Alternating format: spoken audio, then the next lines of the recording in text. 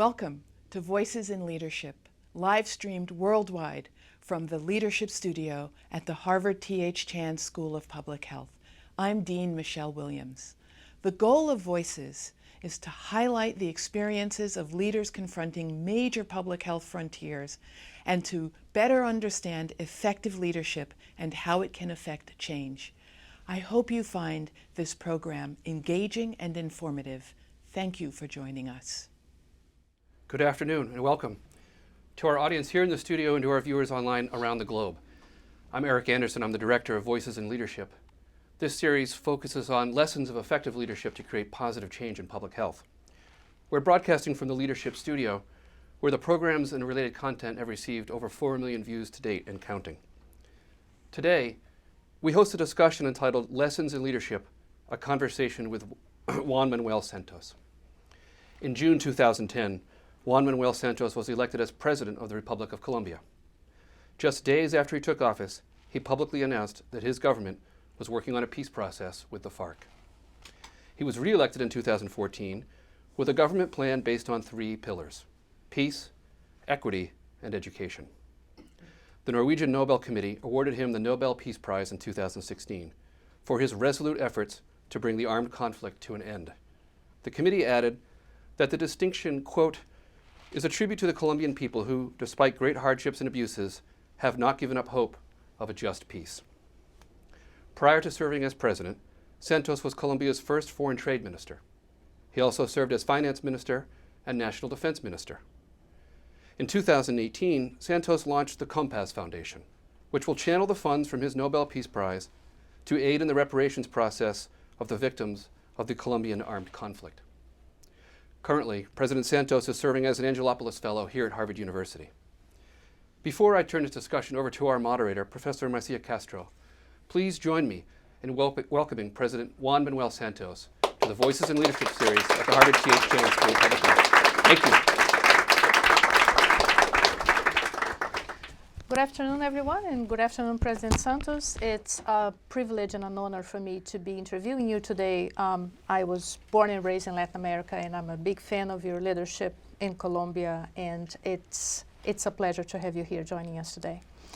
So this is the Leadership Studio, and I want to jump immediately in asking you to share with us your journey in leadership, from journalist, minister 3 times, president for 2 terms. How did that all happen? I'm sure it was easy. Well, this journey actually started with a lesson that I received when I joined the Navy. And the officer who was in charge of the recruits gave me a sailboat and said, go and learn how to sail. And I had big trouble learning how to sail. And then he said, come here and I'll show you. In order to sail, and this is a lesson for you as now a cadet, but also for you in life. You need to know where you want to go. And in sailing, when you have a port of destination, you use the winds in your favor, even if they are against you. And that lesson was extremely important for me because I always try to identify a port of destination. And I had a conversation many years later with Nelson Mandela in South Africa. I went there to give him the chair of the United Nations Conference for Trade and Development. And we had a meeting programmed for 15 minutes. But that morning, I turned on the television and I saw a surreal live program. The victims of the war in South Africa and their perpetrators, real life, were getting together. Some of them embraced each other, others shouted at each other. And I asked Mandela that afternoon, why was he doing this? And he explained to me the process of healing after war. And a conversation that was supposed to last 15 minutes lasted 5 hours. And at the end, he said, you need peace in your country if your country wants to have any progress. And so I sort of found my port of destination, trying to seek peace for Colombia. And since then, I started working to create the conditions, studying the different peace processes around the world, the peace process that we had tried, my predecessors, and failed. Why is it that they failed? What lessons can I extract from the process in Northern Ireland, the process in South Africa or in El Salvador and Sri Lanka, and what are the conditions necessary for a successful peace process to end a war that has lasted more than 50 years. Right. And that's how, the different experiences that I had as Minister of Trade taught me things. For example, I had to change the culture of the country because I was in charge of opening the economy. That was back in the 90s when we had very closed economies, and you had to make a big effort to change the way people thought, especially the businessmen who were accustomed to protection. Or afterwards, when I was Minister of Finance, I had to manage the economy in the worst economic recession that we have had in the last 80 years.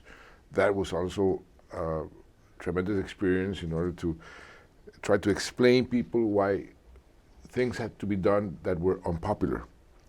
And there I learned the lesson of it's always better to do what is correct, even if it's unpopular. And in the Ministry of Defense, I learned that the type of leadership making war is very different than the type of leadership making peace. And I had the responsibility of making war. The leadership is relatively easy. It's a leadership, vertical leadership. You rally the forces around you. We are the good guys. The others are the bad guys, and we go in after the bad guys, and that's relatively easy. You give orders. Making peace is a very different type of leadership, more horizontal. Instead of giving orders, you have to persuade. To persuade a mother whose daughter had been raped and killed to forgive the perpetrators or to accept leniency for these perpetrators. That is much more difficult. So it was an accumulation of experiences that taught me things that I used to in the peace process, which people in Colombia thought it was impossible. That after 50 years, peace with the largest and oldest guerrilla movement in Colombia would be impossible. Well, fortunately, it was possible. So that's very interesting. So you have a port of destination. You know exactly where you want to go, but the different steps that you took until you became a president exposed you to very tough decisions, and you mentioned that. But yet you were elected. So tell us a little bit. You're making those tough decisions, and you're probably making some people unhappy, but the population is with you. So you probably have some special skills in communicating those tough decisions that people go to the polls and vote for you. So tell us what's the secret. Well, it's a very special case because I was elected because I was very successful making war. I was the most popular public figure in Colombia. My polls were above 90%, and I was elected with the highest margin ever in the history of the Colombian elections. But when I decided to make peace, things turned around. They warned me, and I was warned, and I knew that people were going to try to say, or my opposers were say, you're a traitor. You were elected because you are good, you're a good hawk, and now you become a dove. And why is that? But unfortunately, or fortunately, you have to sometimes change your strategies in order to reach the port of destination. People thought that because I was effective making war, I should continue making war and kill every single guerrilla that was left. That was impossible. that would take 20 or 30 more years. And if I wanted to end the war, in today's world, what we call asymmetrical wars all end in a negotiating table. What I needed is to weaken the FARC enough for them to go to the negotiating table in good faith, something that had not happened ever before. But that was very difficult to explain to the Colombian people. So I'm one of the few leaders that was, in a way, elected by, you would say, the right in the first election, and then elected by the left in the second election. And I was elected as a hawk in the first election and as a dove in the second election. And that is not easy, because the contradictions, when you have to explain too much, you're in trouble.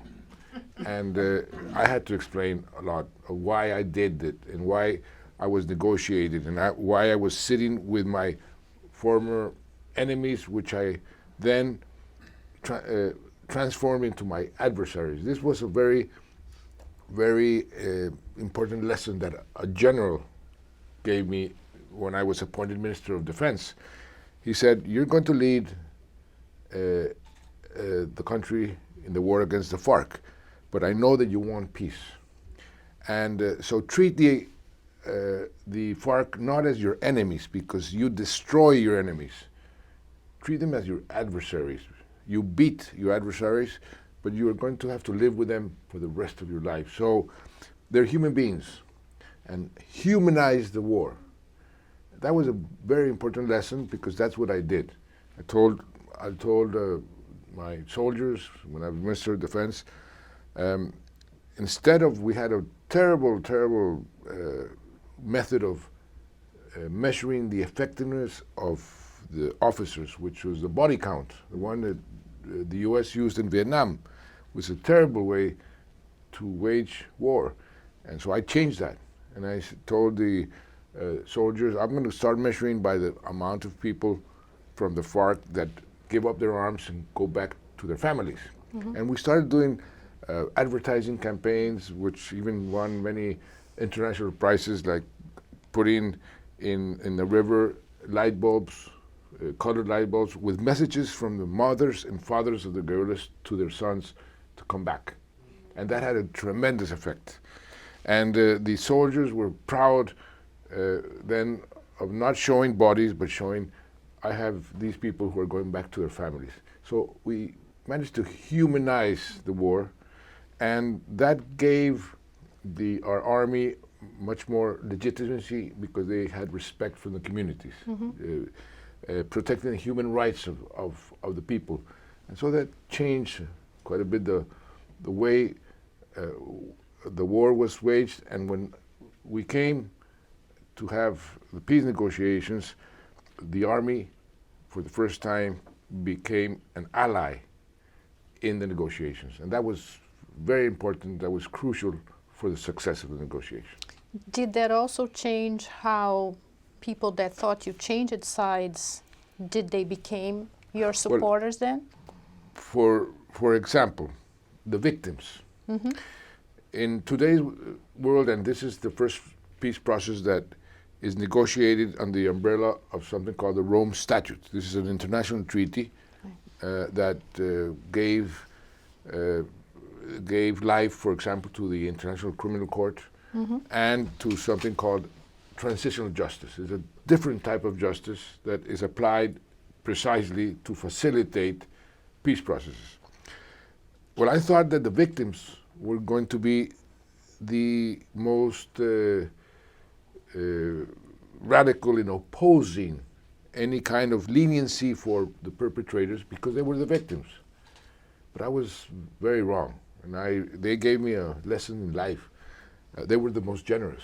And when I asked him, but why are you so generous? And he said, I don't want other people to suffer what I suffered. And that was a very, very important aspect.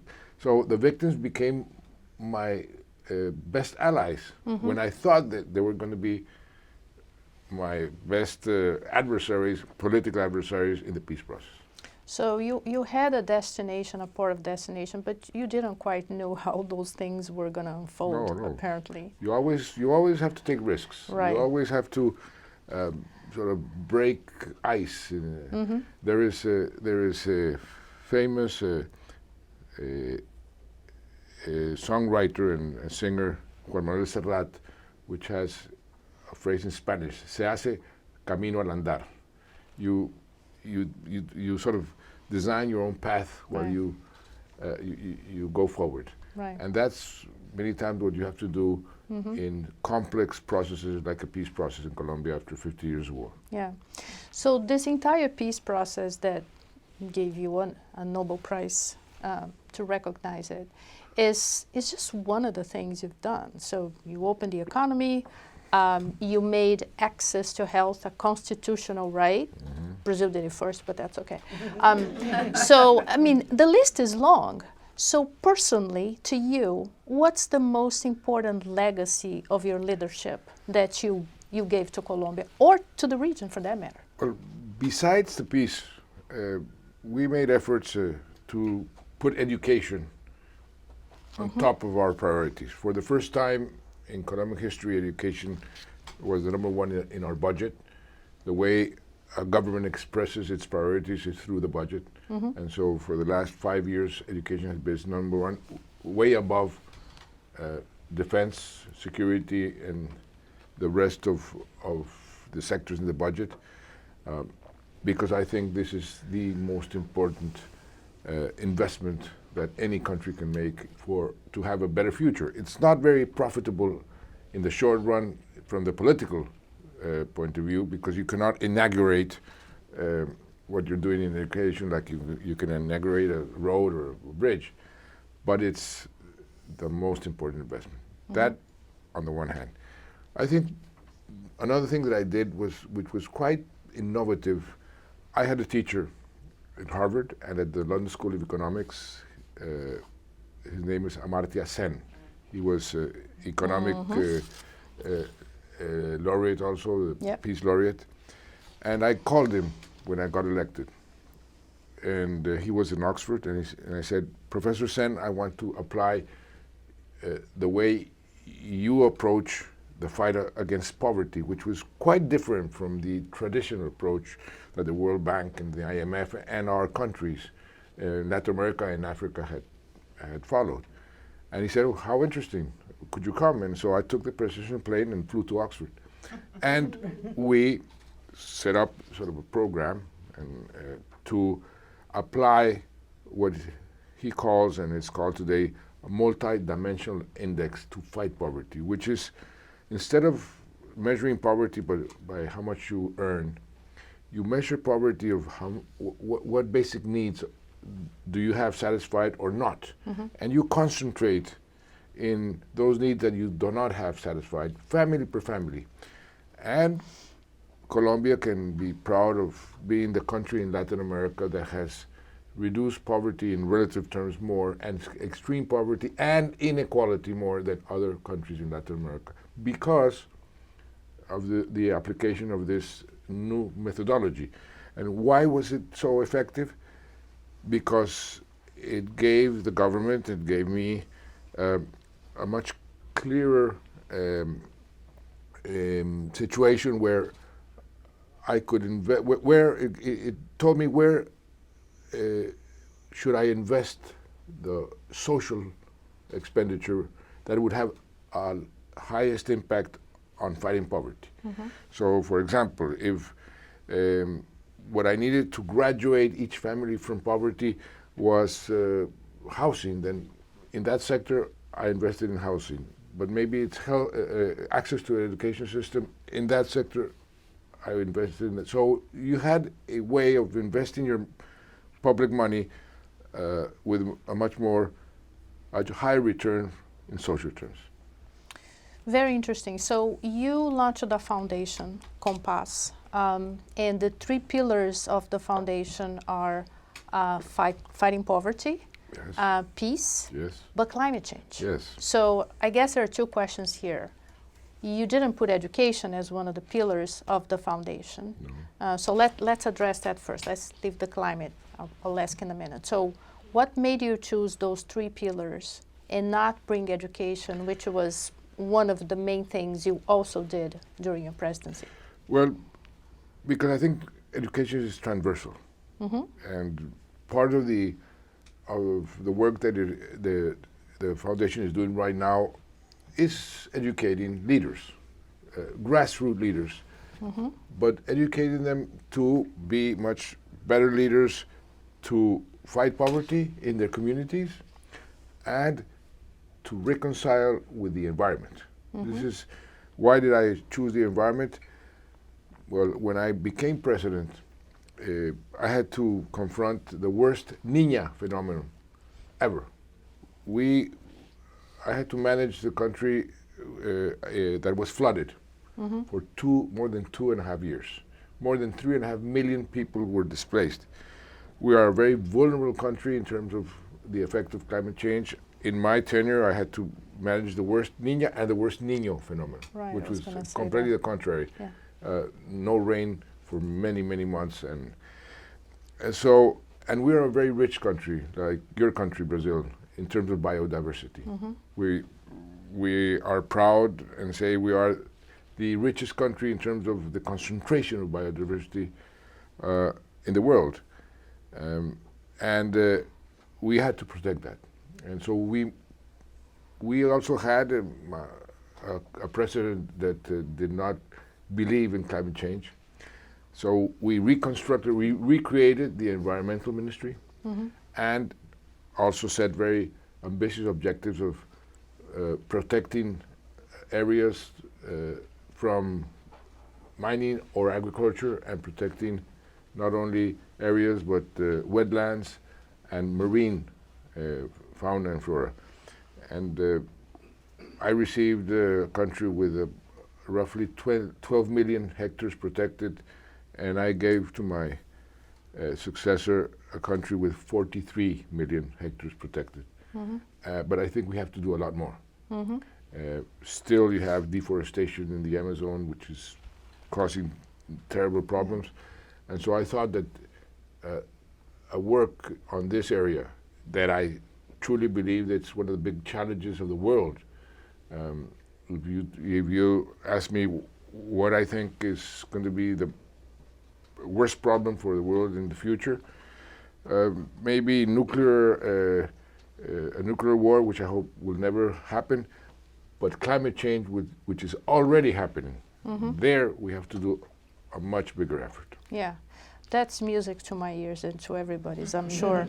But so now that you're leading the foundation, how do you navigate with all those people that deny that it's an issue? And you don't have to go far. Some of your neighbors, trust me, that's not getting into that. They don't think it's an issue. They don't think we have enough evidence to say that climate change is an issue. Now you're leading the foundation. I'm sure you also want to leave a legacy with this foundation, just like you did with your government. How do you navigate all those people? Well, as I mentioned before, it is very much more effective when you create a policy from the bottom upwards than from the top downwards. And so you have to do a very sort of long-term effort in the grassroots to teach the leaders in the communities that are in the frontier between the Amazon jungle and what has been deforested, how bad that is, and not to allow it. To teach the people how the indigenous communities play an important, a crucial role to protect the environment. They are the ones, the better prepared because of their history and because they know the value of water, the value of clean air, the value of Mother Nature. And so give them a much more important role in the decision making of these type of policies. And so it's a long-term complex effort, but it's necessary. Otherwise, we will all die. It's as simple as that. Mm-hmm. And is Compass going to be focused in Colombia, or do you expect to also have some insertion in the region? Well, we're just starting. Mm-hmm. And what I have imagined is like a modular work, step by step. We're starting in Colombia. If, for example, in the fight against poverty, the application of this multidimensional index, this is very easily transferable to other countries. Mm-hmm. And I have advised many leaders, look, try it.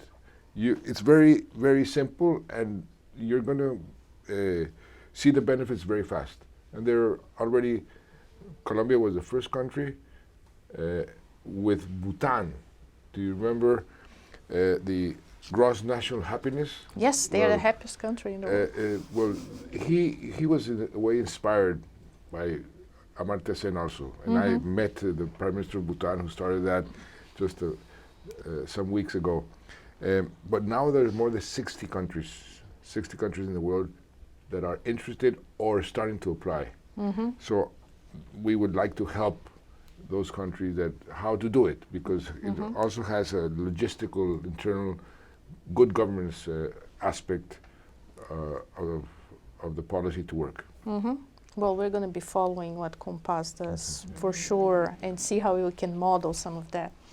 So we're almost done, and my last question to you is, I want you to share some inspiration with our students because they're starting their own path through leadership. So I'd like you to share what do you consider your top leadership strategies that can serve as an inspiration to them? Well, it's very important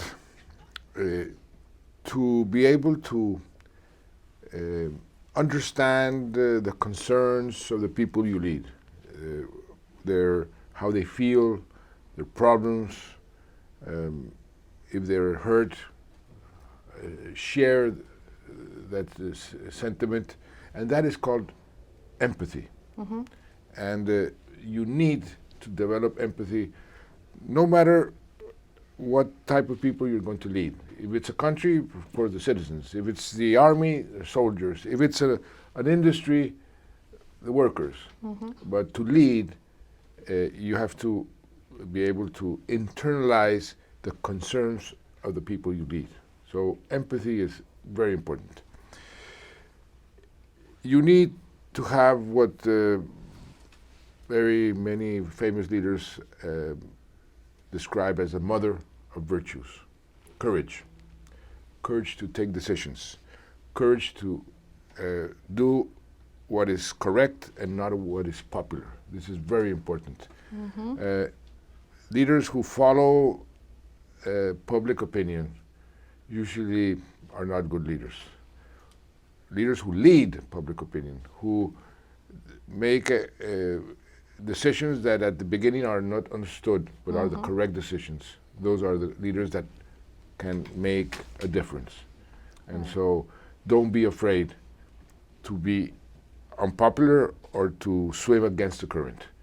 If you think you are correct, you will probably reach your objective. I will share with you an anecdote very quickly. I went on a state visit to Austria. Austria has a very young leader. I arrived there and he welcomed me in this marvelous palace in Vienna, and he said, I have just been elected, I'm very young, what advice will you give me? And I was seeing this marvelous palace, a Colombian president giving advice to a prime minister of Austria. No, I have no advice. But then I said to him afterwards, maybe I have some advice. Sleep well. And he said, what do you mean, sleep well? Yes, go to your bed every night thinking that you did what you thought was correct. And then if you do that, you can sleep well.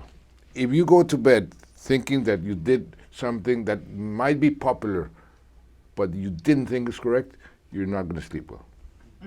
All right, so know where you're going, be a good listener, have the courage to do the right thing, and sleep well. Right. And value education, right? All right.